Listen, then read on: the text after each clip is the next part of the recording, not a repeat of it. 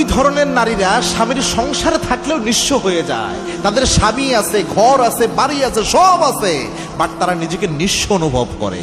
যেটা সত্য একটা বিষয়। তার মধ্যে এক নাম্বার হচ্ছে যেই নারীরা নিজের বাবার বাড়িকে বড় করতে যেয়ে স্বামীকে এবং স্বামীর পরিবারকে সবসময় ছোট করার তালে থাকে, এই নারীরা জীবনে নিঃস্ব আজ হবেই, নিঃস্বতা অনুভব করবে। এর একটা কারণ আছে।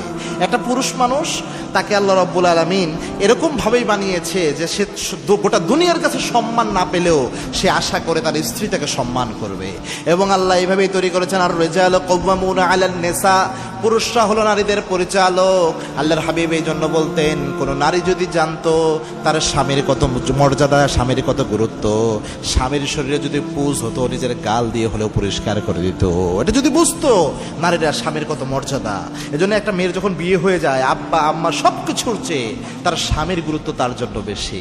এজন্য যেই নারীরা এই স্বভাব আছে, খালি বাবার বাড়িকে বড় করতে যায়, বাবার বাড়িকে বড় করতে যায়, স্বামীরে ছোট করে ফেলে, স্বামীর পরিবারকে ছোট করে, এটা কখনো ভালো নারীর আলামত হতে পারে না। এরা একসময় নিঃস্ব হয়। স্বামীর অন্তর থেকে এই মহিলার জন্য ভালোবাসা উঠে যায়, স্বামীর পরিবারের মানুষদের অন্তর থেকে এই মহিলার জন্য ভালোবাসা উঠে যায়।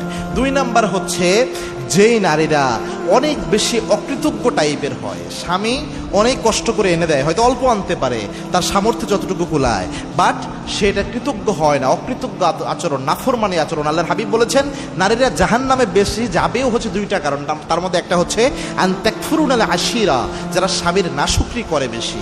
এই আচরণটা একজন নারীকে তিলে তিলে শেষ করে যায়, স্বামীর অন্তর থেকে ভালোবাসা উঠে যায়। এজন্য প্রিয় বোনেরা, এটা থেকে নিজেকে হেফাজত করবেন। আবার যে স্বামীরাও স্ত্রীর নাফরমানি করেন, স্ত্রীর উপর খুশি থাকতে পারেন না, স্ত্রীর উপর জুলুম করেন, আপনারাও কিয়ামতের দিন বিপদে পড়বেন। এজন্য স্বামীদেরকে আল্লাহর হাবিব বলতেন, রিফকান বিল কাওয়ারের সবচেয়ে সুন্দর আচরণ স্ত্রীর সাথে তোমরা উপহার দাও।